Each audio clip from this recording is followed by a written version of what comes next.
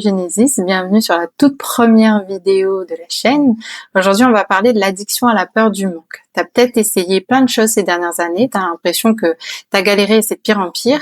Laisse-moi te dire que tu as peut-être loupé une information cruciale et aujourd'hui, je vais te partager les différentes étapes du processus de l'addiction à la peur du manque. C'est exactement un peu comme un drogué et les différents signes que ça engendre dans ton corps et comment en sortir. Donc moi, je me présente, je m'appelle Vanessa. Je suis la fondatrice de Genesis, l'Institut des enseignements holistiques. Dans une addiction classique, la personne, elle est addicte à une substance, de l'alcool, de la drogue, des cigarettes. Dans l'état d'addiction à la peur du manque, ton corps devient addict à un état interne. Et cet état intérieur, c'est de la tension, de l'urgence, du stress, de l'angoisse, de l'hypervigilance, de l'adrénaline. Ce qui va faire que tout ton corps va se mettre à se mobiliser, tout ton être entier même va se mettre à se mobiliser et à agir dans l'urgence. Il faut agir immédiatement. Du coup, la peur du manque devient le moyen le plus rapide pour atteindre cet état de tension interne. C'est-à-dire que tu aimes bien être sous la pression. C'est souvent les gens qui aiment travailler dans l'urgence, travailler avec les deadlines, qui aiment souvent être en conflit, qui comprennent pas pourquoi. Ils galèrent toujours financièrement, ils ont essayé quelque chose mais ça a fonctionné pendant un temps et c'est de pire en pire. C'est exactement le processus que je vais te détailler au fil de cette vidéo qui fait que tu es devenu addict à la peur du manque et que tu vas manifester des problèmes toujours de plus en plus conséquents, de plus en plus graves. Et dans cet état d'urgence et de stress intense, le corps il se met à produire une hormone que tu as déjà entendu parler sûrement, le cortisol. Alors littéralement, le corps ne devient pas addict au cortisol comme il le pourrait l'être pour une substance, mais il se conditionne pour avoir sa dose. Et ce qui va faire que c'est tout un cycle, ce qu'on appelle neurobiologique, c'est-à-dire que tous tes petits neurones vont s'activer comme des fourmis pour pouvoir combler le manque. Alors, faut comprendre que les éléments déclencheurs peuvent être divers et variés dans ton quotidien. Ça peut être, tu t'es embrouillé avec la caissière, l'autre il répond pas à ton texto, t'attends une réponse administrative, t'as eu des dépenses imprévues, la voiture elle tombe en panne, il faut que tu fasses des photocopies, t'avais pas prévu ça, t'as ton abonnement, que t'as pas fait tes comptes, t'as ton abonnement annuel qui passe alors que t'avais complètement oublié. Mais ça peut être aussi un état interne où il se passe rien, c'est-à-dire que le calme peut représenter un danger. Le sentiment de vide peut représenter un danger, le fait de te reposer, de te sentir, de ressentir la culpabilité. Tout ça, il y a la croyance derrière que c'est trop beau pour être vrai, le bonheur peut pas durer. Du coup, la sécurité en elle-même est devenue une nouvelle menace. Et ce qui va faire que inconsciemment, tout ton être, que ce soit ton corps ou ton esprit, je t'ai dit, tout va se mobiliser pour aller chercher une nouvelle menace, pour aller chercher un nouvel état de tension, pour pouvoir activer chez toi ta dose d'addiction à la peur du manque. Alors, un des autres signes, c'est ce qu'on appelle le craving en anglais. Littéralement, entendez en français fringale. T'es dans ton canapé, t'es en train de regarder Netflix, tout d'un coup, t'as envie de grignoter. Ton corps, c'est exactement la même chose. Ça se passe bien en ce moment, il y a un truc qui va pas, j'ai besoin de ma dose. Et ça veut pas dire inconsciemment que dans ta tête, tu te dis, j'ai besoin d'avoir peur. Parce que tu es addict à la peur du manque. Non, c'est plutôt tu vas ressentir une espèce de stress, une angoisse diffuse, tu sais pas pourquoi, sans raison, l'impression que tu oublies des choses, aussi que tu as besoin de vérifier tes comptes ou pas. Souvent, c'est les gens, en fait, ils sont tout le temps en train de checker, ou au contraire, ils vont avoir peur, ils vont fuir. Et ce qui va se passer, tu vas aussi avoir cette incapacité à profiter de l'instant présent. Tu sais plus du tout qu'est-ce qui te fait plaisir, tu sais pas qu'est-ce qui te fait envie. Ça, c'est un des symptômes aussi. Il y a une culpabilité à te reposer, à ne rien faire. Et souvent, les gens qui sont addicts à la peur du manque, c'est rare qu'ils arrivent à se poser. Ils sont tout le temps en train de faire plein de choses et ils ne finissent jamais. Soit ils le bâclent, soit ils le finissent pas du tout. Et un des symptômes, c'est aussi alors, c'est devenu une nouvelle mode. Ils ont mis un mot pour ça, le multipotentiel. Ça veut pas dire que ça existe ou pas. J'aime pas mettre les gens dans des cases, moi. Mais ça veut dire que t'as une envie profonde de lancer plein de projets, tu te passionnes pour plein de choses tout d'un coup, tu as envie de refaire du sport, tu as envie de mieux manger, tu as envie de lancer ton business, tu as envie de communiquer sur les réseaux sociaux, tu as envie d'apprendre l'anglais, et tu finis jamais rien. Maintenant que ton corps, il cherche cet état familier, maintenant qu'il faut qu'il consomme. T'es dans la cuisine, t'as ouvert les placards, t'as cherché partout un paquet de bonbons qui allait te plaire, tu sais pas trop si tu veux du salé, du sucré, maintenant tu vas te mettre à consommer. Et ce qui va se passer, c'est que ton corps, il va recréer inconsciemment, il va manifester des conditions qui vont produire l'activation de la peur du manque. Et ce qui va se passer, c'est que tu vas commencer à manifester des choses comme tu vas attendre le dernier moment pour faire tes papiers administratifs, tu vas te mettre à procrastiner. C'est ce que moi j'appelle une sorte d'urgence artificielle. C'est-à-dire que c'est pas une situation réelle que urgente au départ, mais qui au fil du temps s'est dégradée. L'exemple type, c'est il y a la déclaration d'impôt qui tombe, toi tu attends la veille pour le faire. Et ça va te mettre naturellement, parce que tu es devenu addict à ça, dans un état de stress pour te mettre en action. Tu vas dépenser alors que tu t'étais promis d'économiser. Tu avais promis de faire attention. C'était bien parti. Tu commençais à avoir des résultats au sport. Tu commençais à t'affiner, à perdre du poids, à regagner un petit peu d'énergie. Et comme par hasard, tu vas te blesser ou comme par hasard, tu vas avoir un agenda, des rendez-vous que tu dois prendre, qui n'étaient pas prévus. Tu vas naturellement et inconsciemment créer des conflits. C'était pas prévu, ça se passait bien avec cette personne-là. Tu vas t'embrouiller avec la caissière. Tu vas t'embrouiller avec ton ex. Tu vas t'embrouiller avec je sais pas qui, avec tes enfants. Parce que tu as besoin de te mettre dans un état de tension pour fonctionner et trouver des solutions. Tu vas, et ça c'est important de comprendre, tu vas refuser inconsciemment aussi des opportunités. Moi, je dis toujours, faut faire très attention à ce qu'on nous vend sur les réseaux sociaux où il faut, si c'est pas fluide, si c'est pas aligné, c'est pas fait pour vous. Moi, je l'ai appris à mes dépens. Il y a plein d'opportunités qui me sont passées sous le nez sous prétexte que ça partait pas d'un bon sentiment, ça partait pas avec tous les feux verts, le feu d'artifice. Et pourtant, ça m'a amené à la meilleure version de moi-même. C'est pour ça qu'il faut faire très attention parce que dans ce processus d'addiction au manque, à la peur du manque, le mental, il devient de plus en plus sournois, il devient de plus en plus vicieux. Et il va te faire voir des choses un peu aussi où tu auras l'impression d'être paranoïaque, que le monde est contre toi, que tout le monde t'en veut. Il va te faire dire des textos différemment, tu vas t'embrouiller, tu vas créer le conflit, alors que quand tu reviens sur ce message, je ne sais pas si ça t'est déjà arrivé, tu me le partageras en commentaire, c'était pas du tout ce que tu avais lu, c'était pas du tout ce que tu avais compris. Il y a un voile de l'illusion qui se met, et c'est plus toi qui es aux commandes, c'est plus toi qui pilote, c'est ton corps qui se dit là, j'ai besoin de ma dose pour me calmer. Et ça, il y a aussi des déclencheurs pour consommer en permanence de l'énergie, c'est que tu vas te mettre à anticiper. Tu vas te mettre à ruminer, anticiper les conversations, anticiper la prochaine étape, anticiper comment ça va se passer, anticiper les problèmes. Ça, c'est imaginer le pire dans un futur hypothétique qui ne se passe que dans ta tête. Du coup, ta peur du manque, elle est plus juste subie. Elle est inconsciemment créée et manifestée par toi. Maintenant que tu as compris le processus jusqu'à maintenant, tension, activation, consommation, arrive l'action. C'est ce fameux shoot d'adrénaline. La crise est là. Tu as un découvert bancaire et tu es presque en interdit bancaire.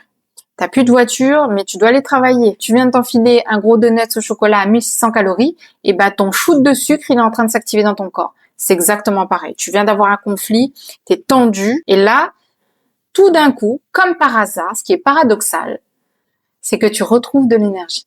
Là où avant tu procrastinais, tu remettais toujours au lendemain, tu n'avais pas d'énergie, tu comprenais pas, tu paraissais, tu étais fatigué sans raison, et ben là, comme par hasard, tu deviens créative, tu deviens courageuse, tu trouves des solutions, tu es capable de soulever des montagnes, tout simplement parce que tu es en train de rentrer dans ton mode survie. Et là, tu te mets à lutter parce que s'active en toi l'archétype de la combattante. La récompense cachée, c'est-à-dire le moindre mal derrière tout ça, c'est que quand je suis en train de faire la guerre, quand je suis en train de lutter dans ma vie, quand j'ai des problèmes, j'ai des épreuves, ça je sais gérer.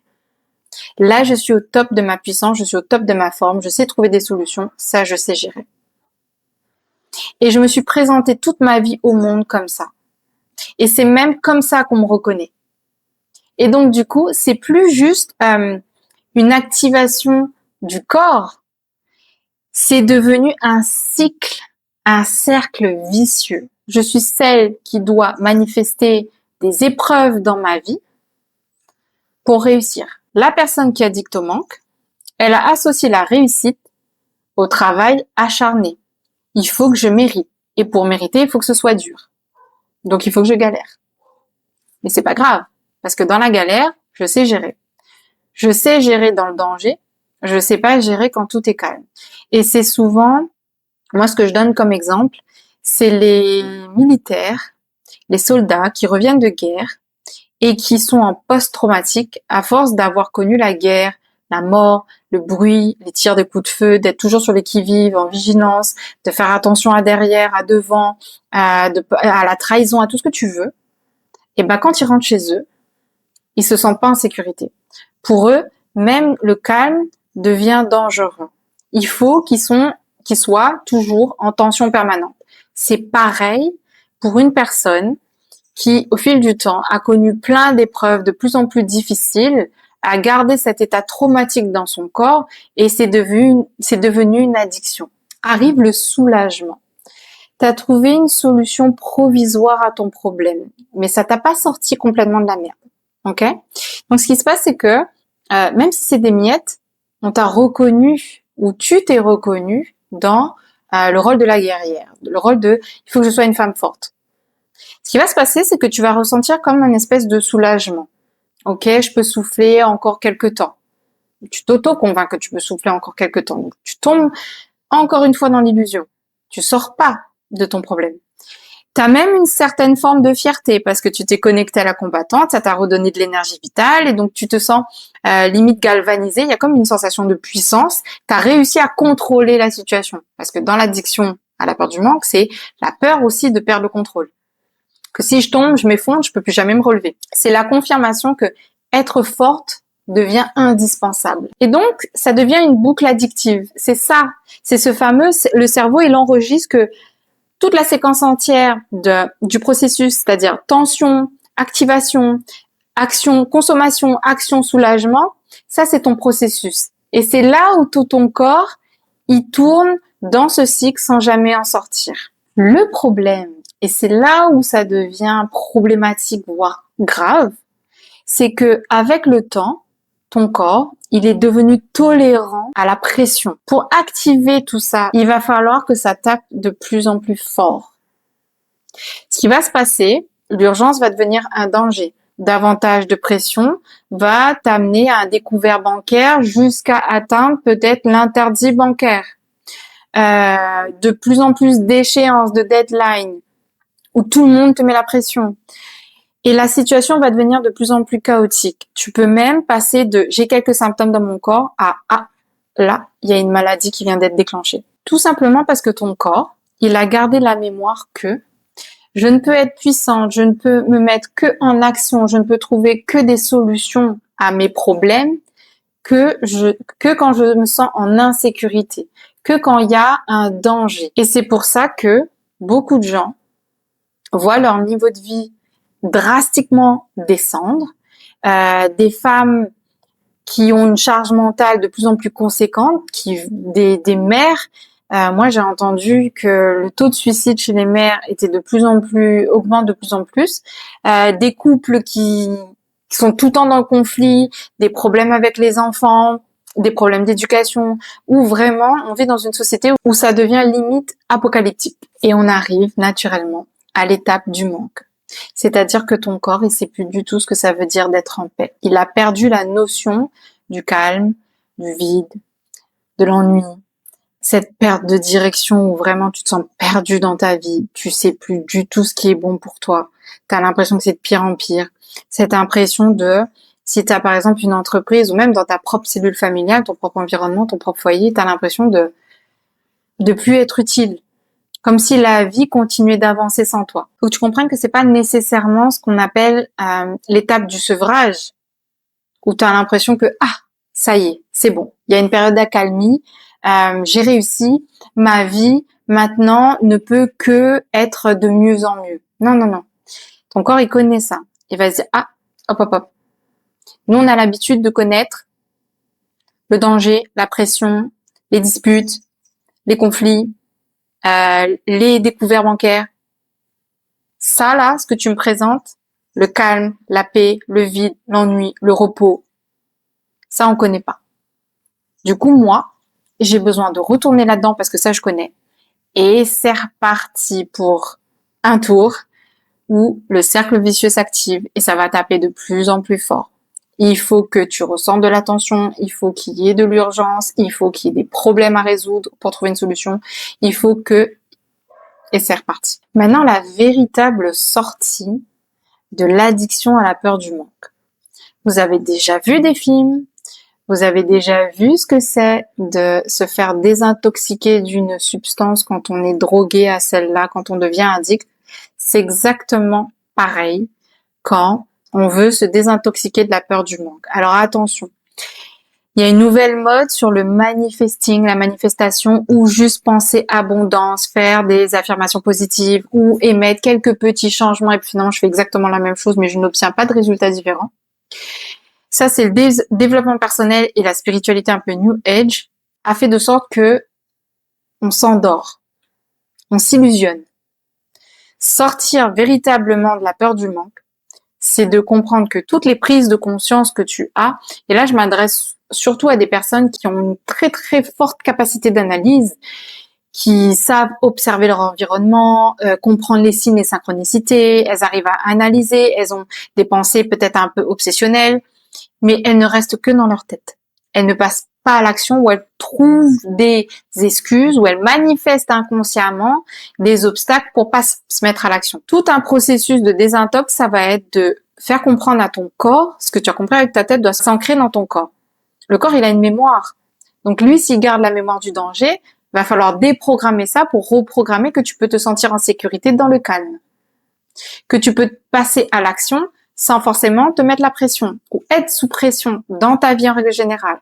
L'action, ta puissance, ta capacité à trouver des solutions ou générer de l'argent si tu as un problème financier, tu peux l'avoir même quand tu te sens en sécurité. Quand tout se passe bien, que c'est calme dans ta vie, tu peux aussi trouver des solutions. Tu as cette capacité, moi je dis toujours que par exemple l'éducation financière, en une phrase, c'est être capable de trouver des moyens, des chemins par lesquels générer de l'argent. En 2026, à l'époque dans laquelle on vit, c'est accessible à tout le monde. Il y a aussi le fait de comprendre que tu peux recevoir sans te sentir redevable. Et là, il va falloir être très attentive, avoir énormément de discernement à chaque fois que tu vas ressentir le sentiment de culpabilité. Que tu peux réussir sans forcément travailler dur, sans t'acharner, sans tomber, sans te sacrifier, sans tomber dans le burn-out, sans rentrer en dépression. Pourquoi? Parce que dans l'addiction, on a perdu la notion de plaisir. À force de prendre des doses, on sait plus ce qui nous fait plaisir. Au début, on y prend du plaisir, mais après, ça nous contrôle, on en devient dépendant. Donc, on ne sait plus vraiment, parce qu'il y a une forme d'adaptation à tout ça aussi. Le corps s'adapte. Comme je t'ai dit, il devient de plus en plus tolérant à la pression, de plus en plus tolérant à l'urgence. Donc, le danger doit être de plus en plus gravissime, on va dire. Une cure de désintoxication, ça ne se fait pas seul. Tu as peut-être essayé d'émettre des changements dans ta vie, mais quand on veut sortir de l'addiction à la peur, ça demande de l'aide, ça demande du soutien et ça demande un suivi. Parce que la personne qui va t'accompagner, elle a un regard neutre. Elle est peut-être déjà passée par là, donc elle sait sournoisement comment le mental il peut jouer aussi. Donc c'est surtout aussi quand tu vas ressentir ton besoin, c'est cette étape du craving. Quand tu vas avoir des moments de fringale, que tu vas avoir besoin de retrouver ta dose et que tout d'un coup, tout commence à se réenclencher, les schémas se répètent. Là, toi, tu as besoin de te retourner vers une personne de confiance. Donc tout ça pour te dire que tu ne manques probablement pas de discipline. Ce mot qu'on entend tout le temps sur les réseaux sociaux, à l'ère dans laquelle on vit, manquer de discipline n'est probablement pas ton problème. Au contraire, tu sais faire. Tu es peut-être même une personne très cadrée. Le truc, c'est que tu as appris à ton corps que la peur était ton seul carburant. Maintenant, t'en as marre. Tu veux sortir de ce mode survie, où t'as l'impression que... moi, j'aime bien montrer l'image de... quand j'étais vraiment dans mes addictions à la peur du manque, j'avais toujours l'image de... J'étais dans l'océan et je me débattais en permanence pour pas couler, pour pas me noyer. Maintenant, t'en as peut-être conscience et que t'es arrivé à un état où tu as envie de vivre, tu as envie de te lâcher la grappe, tu as envie de te foutre la paix et tu as envie de te créer une vie beaucoup plus sereine, beaucoup plus harmonieuse, beaucoup plus Alors, je fais attention à ce que je dis. On va croire que j'ai un problème avec tout ce qu'on entend sur les réseaux sociaux, mais c'est cette addiction à vouloir une vie meilleure, cette quête du bonheur. On a oublié de vivre. On a oublié de vivre dans l'instant présent. On est soit dans le passé à ruminer, soit on est dans un futur hypothétique qui n'existe pas et qu'on n'arrive même pas à créer dans le présent. Parce que le présent nous fait peur. Et ça, ton corps, il doit réapprendre à vivre sans danger, dans la sécurité. Donc, si tu t'es reconnu dans ce mécanisme, c'est important, rappelle-toi, de comprendre que déjà, s'il y a un problème, il y a une solution. Moi, j'adore cette phrase. Mais c'est surtout que cette solution, tu peux la trouver dans un état de sécurité. Tu n'as plus besoin d'activer tout le temps la peur, le danger, la tension, la pression. Et si cette vidéo t'a plu, s'il te plaît, partage avec moi tes prises de conscience en commentaire et surtout abonne-toi pour plus de partage, d'enseignements avec moi. Parce que pour moi, éveiller les consciences, c'est devenu une nécessité dans la société dans laquelle on vit. Et qu'incarner sa puissance, c'est devenu primordial. Mais surtout, par-dessus tout, créer sa liberté, c'est devenu non négociable. Bienvenue sur Genesis.